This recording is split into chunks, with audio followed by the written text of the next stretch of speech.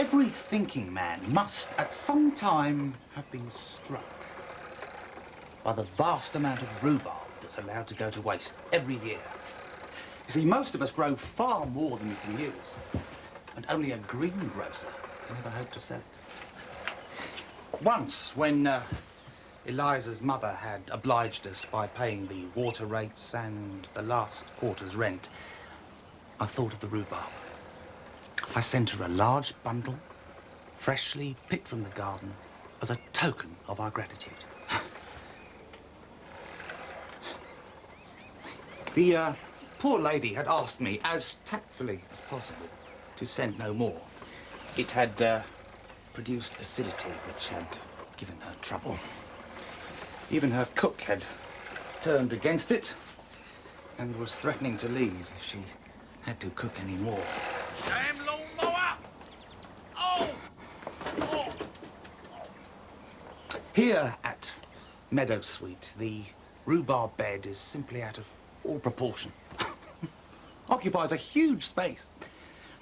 Rhubarb jam has been attempted on a small scale, but neither Eliza nor I are fond of it.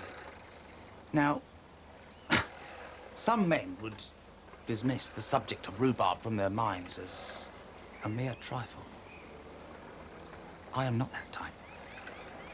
I believe that the beautiful gifts of nature should not be squandered.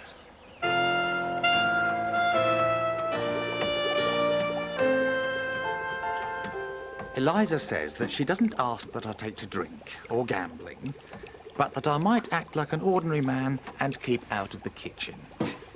Well, I'm not an ordinary man, and I'm far from being ashamed of it. Eliza says I don't do any of the things other men do, and I don't seem to know any of the things that they know. I said to her, perhaps, on the other hand, I know some things that they do not, you see. Oh, Parker, when does the sugar go in? Does it go in now?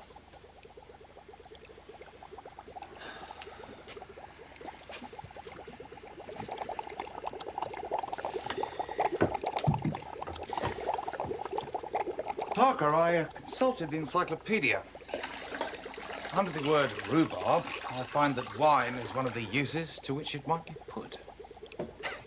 And then I turned up wine, and I found that rhubarb was one of the substances from which it might be made. Medicinal rhubarb is grown mainly in Mongolia. It's used principally as, well, an alternative to prunes. The wine initiative was Pridgeon's idea at work today. I was rather impressed. He's a practical chap, Pridgeon, though he could never rise to my position in the office, of course. And then, when I got home, Parker came to my assistance. Her mother used to make rhubarb wine. The process has taken rather longer than I expected, and, well, Parker's somewhat less certain of it than I could have wished. According to Pridgeon, rhubarb wine, after 2 or 3 years in the bottle, is indistinguishable from the finest Chablis. Even the experts can't tell the difference. It will be a pleasure to place a good bottle of wine on my table and know that it is of my own growing and manufacture. It will be a still greater pleasure to know that my rhubarb will not be wasted. Do get a move on, Parker.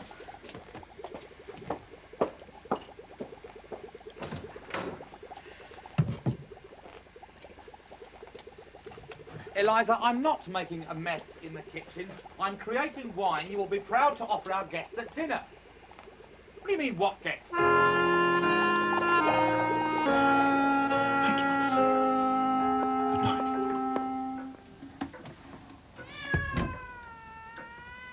It was about 2:15 when we heard a loud crash.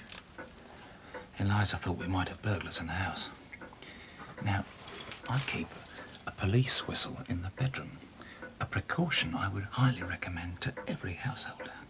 So I leaned out of the window and blew it sharply. Eventually, a policeman came by at a walking pace. A little more haste might have shown a keener sense of duty.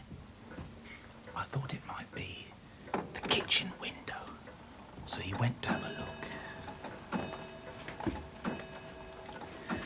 There was a broken pane of glass, but he let himself in by pushing the fastening back.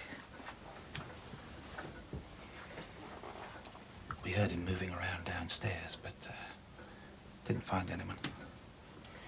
No sign of any burglar, he said. But you've got a rare old mess in your kitchen. When I looked in, I realised it was a great pity that I'd followed Parker's instructions. The bung had dislodged, causing an inconvenience.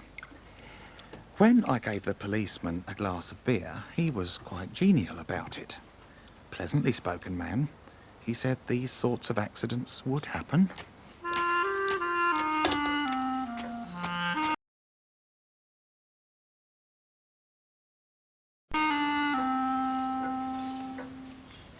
Secondary fermentation, Parker calls it. Of course, if there were any right or justice in the world, Parker would be made to pay for the expenses. The price of that broken window, the materials for the rhubarb wine, and that glass of beer should all have been stopped from her salary. But I'm afraid that under the present conditions of domestic service, such a thing is not feasible. Incidents of this kind often get one's blood up. This morning I shall go round to the landlord's agent and I shall practically hold a pistol to his head over the matter of the rhubarb. Either that rhubarb goes, or I do, I will say. My position is a strong one. I paid the last quarter's rent on the actual day, and I have reason to hope that my determined stand will meet with success. In any case, there'll be no more rhubarb wine in my house. Eliza's quite definite about it. I need hardly add that the noise of the explosion and the broken glass woke everybody in the house, except Parker. But that's the way these things seem to happen.